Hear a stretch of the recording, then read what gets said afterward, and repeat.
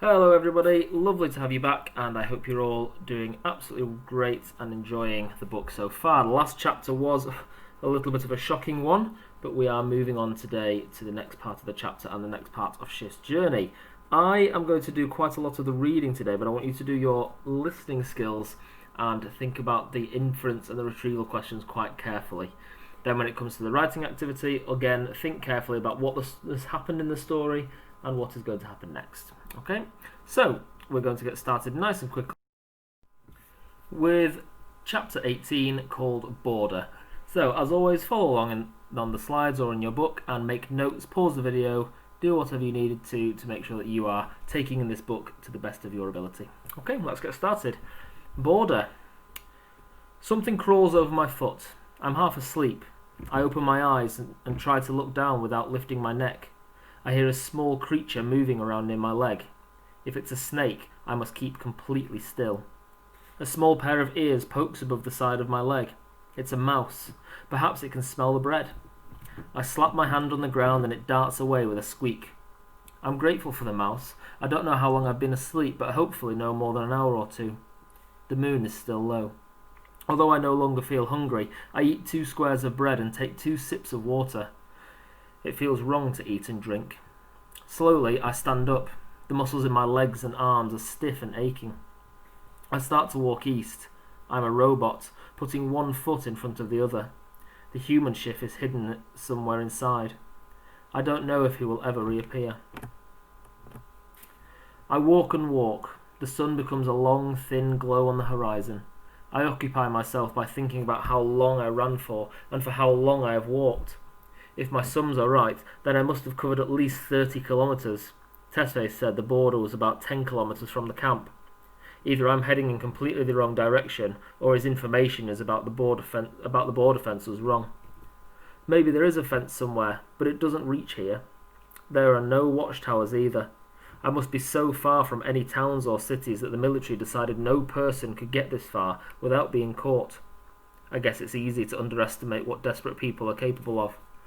I've passed silently from one country to another, and my only witness is with the small creatures which live in the sand and rocks.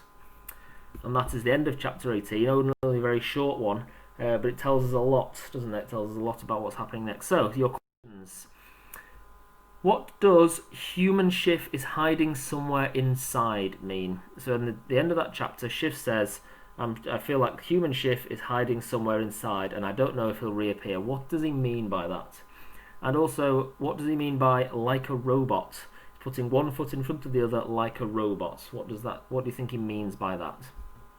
Okay, pause the video, answer those questions, and we'll move on to the next chapter. So, chapter 19 is called Desert. Again, it's quite a short one. There's quite a few short chapters in this video, so we'll get through quite a bit of the book. Off we go. Desert. I know that I must walk as far as I can before the sun is strong again, but somehow the reserves of energy I drew on before have completely disappeared. My body feels heavy. I try to remember what Tesfaye told us about, but find it hard to concentrate. I need something to focus on, to draw my thoughts away from the black hole which threatens to suck me in. He said to head southwest after the border. There is a refugee camp where I'll be able to easily find someone who can arrange a journey north to the coast and then onto a boat to Europe. There are many smugglers, so I might get a good price. He didn't know how long it would take me to get there. Maybe 2 days walking, maybe 5. If it's more than 2, I am in trouble. 2/3 of my water and half my bread have gone. I'm already weak after my time in the camp and so little food. I look to the south and see in the far distance what looks like huge, round-topped, reddish mountains looming to the left. I am glad that daylight has bleached away the dark, but there is still no sound other than the rhythmic crunch of my feet on the sandy gravel. I'm tired in a way I don't remember ever feeling before. It's like an extra layer shrouds my body, a layer of something heavy and persistent. I reach wearily down for the bread bag tied around my waist and don't see the sharp stone directly beneath my foot. My ankle twists and I crumple to the ground. Pain shoots from the side of my foot to my lower leg. After a minute, my ankle starts to swell. I can't put any weight on it, but I can limp, although this uses a lot more energy than just walking. The sun is so hot that sweat runs down the side of my face and dries before it reaches my neck. A layer of salty sweat coats my body, sticking to my t-shirt. I have almost finished my water. There is a small thorn bush ahead, and I decide to rest there until the sun loses some of its heat. I can feel some little strength I have evaporating. Before I sit, I hear a low engine rumble coming from the direction in which I am heading. There is dust on the horizon and a truck speeding towards me. I throw myself to the ground, but it's too late. Whoever is driving the truck has seen me. I sit still. There is no point lying in the dirt anymore. As the truck draws near, I look up again and see that the men in the back aren't wearing army clothes, but long dish-dash and bright keffiyeh around their heads. They are not soldiers. A tiny spark of hope lights in my chest. Maybe they are from the refugee camp and have come to rescue me and take me there. They are waving in a friendly way. They will have water. I wave back and start limping very slowly towards the truck. My ankle is now so swollen that I can hardly bear to touch the ground with my left foot. As I start walking, the men stop waving. The truck slows to a stop about 20 meters away. The men are talking loudly to each other and every now and again point at me. They are arguing. One of the men throws his arms up in the air and then sits down. The driver revs the engine and the truck turns around in a big dusty loop and heads back in the direction it came from. I sit down again, feeling like I'm the last person alive in the world. What an interesting chapter that was, goodness me. Lots has happened to Schiff in just 2 pages of reading. Right, your activity. First off, the vocab section. I'd like you to use a dictionary. You can use an online dictionary if that's easier, if you don't have a paper copy. Find the meaning of the following words and then try to use them in a sentence. First word is shrouds. What does shrouds mean? And the second word is wearily. I'm sure we'll have heard that one before. Okay, and then you've got 2 questions. Why do you think the men in the truck argue and then drive off? What do you think they're arguing about, or who do you think they might be? So that is also your second question. Who could they possibly be? So pause the video here and have a go at answering those questions, and then we'll move on to the next chapter.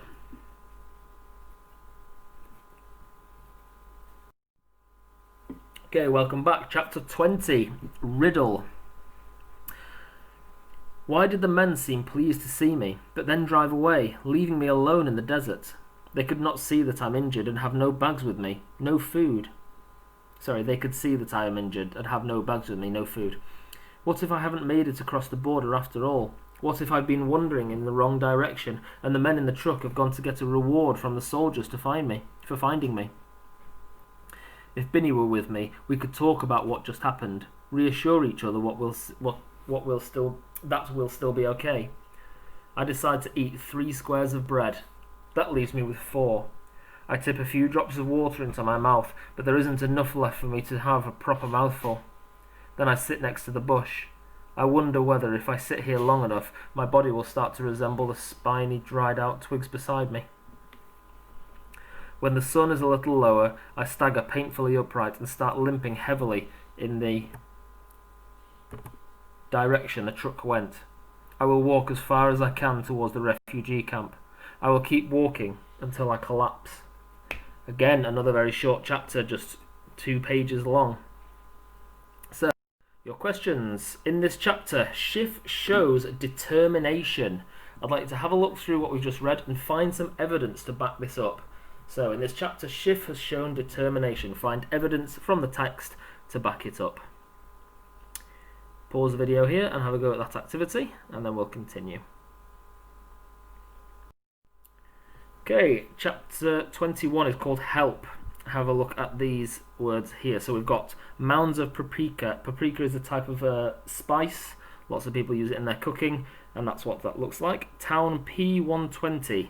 And you can see there the marketplace. This is what the large marketplaces would look like. And you can see on the right hand side the market there as well. So this is the type of thing we are talking about in this next chapter. Okay, chapter 21, Help. The reddish rounded hills grow slowly closer and taller. They are unlike anything I've seen before. almost straight-sided and smooth, like the mounds of paprika the spice sellers make to attract customers. As I hobble towards the vast base of the mountain, what I see in the distance is not a camp, but a town. There are white buildings with green trees behind them. In front of the town are fields of what look like palm trees. My ankle throbs, but I suddenly feel energy returning from somewhere. There might be water, food, shelter, but I will need money for water and food. Swirling in the heat of my brain is the memory of my mother sewing money into my shoes. After 2 hours, I reach the first buildings at the edge of town. My head is spinning and I can't focus. My mouth is so dry that I cannot swallow. The sun beats down, but I don't feel myself sweating anymore. Some small boys and girls run past me, laughing and talking. The sandy desert gathers itself into a wide, dusty road leading further into the town. On either side are walled compounds and fruit trees. One of the fruit trees hangs over the street, creating a little shade, and I need to look for the notes or coins hidden within my shoe. I fall shakily to my hands and knees and start to crawl towards the shady spot. Stones scrape my skin, but I reach the cool sanctuary. The sounds around me become fainter, as if they're moving away. Just as I'm about to lose consciousness, I feel a hand on my shoulder. A man is shaking me. He says something in a language I don't understand, and then drops a coin in the dust in front of me. It is gold around the edge and silver in the middle. As my head spins, it seems to shine with unnatural brightness. At Holmes, the coins are silver. They have the words liberty, equality, and justice written around the edge. I don't understand the writing on this coin. So I did cross the border. This town is in a different country. No one will know me here. No one will be looking for me. I look at the coin and am grateful, but now that I cannot get up to buy anything with it. I look at the coin and am grateful, but know that I cannot get up to buy anything with it. It's then that I realise that if I let myself drift away, I will not wake up. I think hazily about the people in the prison, about Binny. I am free, and they're not. Somewhere, people can help me. I hear voices behind me. 2 boys are walking into town with a donkey laden with onions. I whisper, "Water," and point to my mouth. One of them gives me a piece of bread. I mimic drinking from a cup, and they pass me a goatskin water bottle. I take a sip, then another. I wonder if they realise that they have saved my life. How many times can my life be saved before my luck runs out?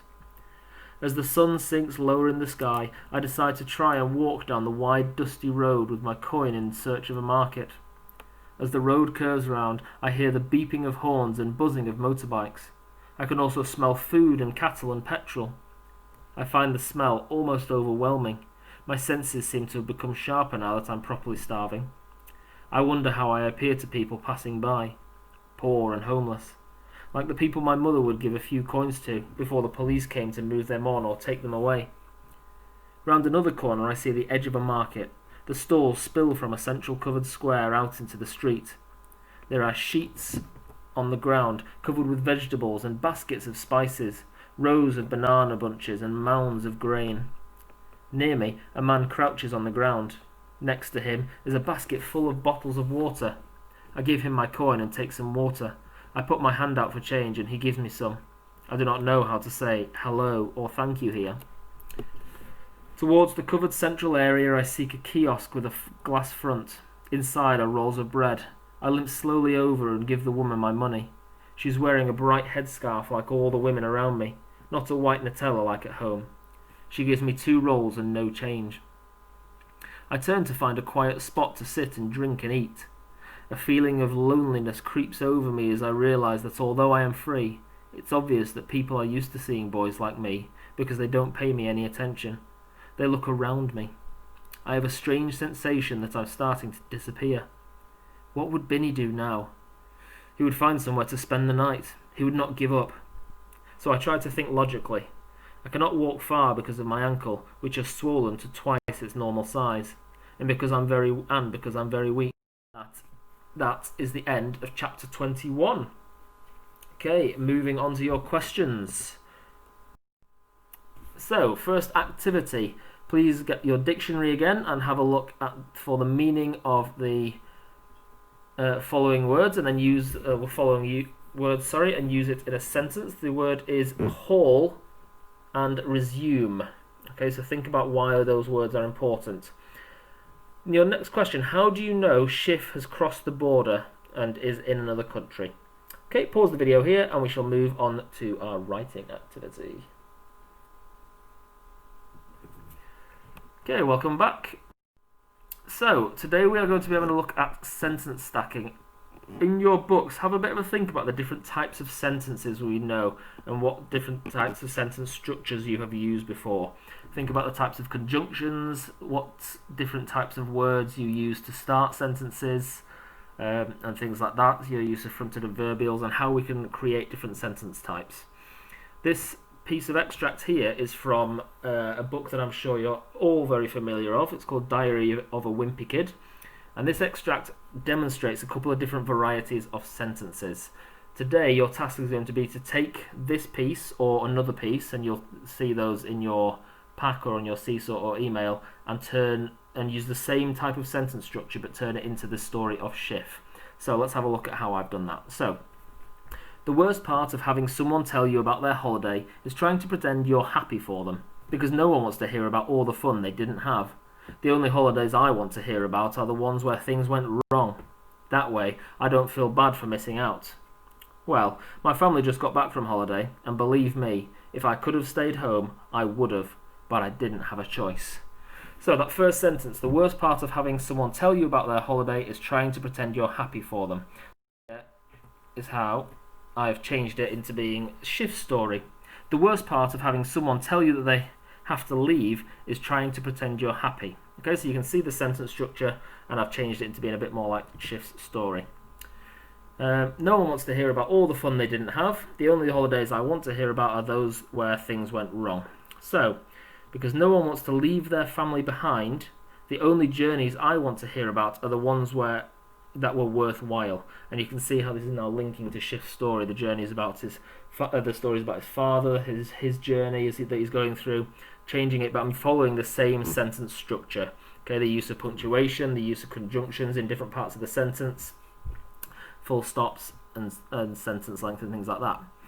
That way, I don't feel bad for missing out. Well, my family just got back from holiday, and believe me, if I could have stayed home, I would have, but I didn't have a chance. And here's how I've changed it. That way, comma, you see the same sentence type again, I don't feel bad for leaving them behind. And you can see how I've changed that to being more like Schiff's story. Well, comma, again, that's copying that sentence structure. My father is a teacher and has been taken, comma. If I could have stayed home, comma, I would have, but I didn't have a chance. So I've left that more almost exactly the same, but changed it to make it more like Schiff's story. Excuse me. So we'll just read through the one that I've created. The worst part of having someone tell you that you have to leave is trying to pretend you're happy, because no one wants to leave their family behind. The only journeys I want to hear about are the ones that are worthwhile. That way, I don't feel bad for leaving them behind. My father is a teacher and has been taken. If I could have stayed home, I would have, but I didn't have a choice. And there you can see that is almost exactly like Schiff's story and is being linked. So, your activity today for your writing. In your pack, your seesaw activity or your email, you will have a copy of these extracts. The one on the left is the one that I've just read, but it's a little bit longer. So you can use that to get you started if you would prefer. And then the other two are from different parts, or from different stories. So, excuse me. Using the same technique we did with the previous extract, your task is to write sections of Schiff's story using the same sentence structure type. If you need to go back through the video and watch again, you're more than welcome to. If you have any questions, please ask. So, based on the chapters we've just read, try and use the same sentence types, same sentence structures to create your own piece of writing. Okay? As always, any questions, please ask.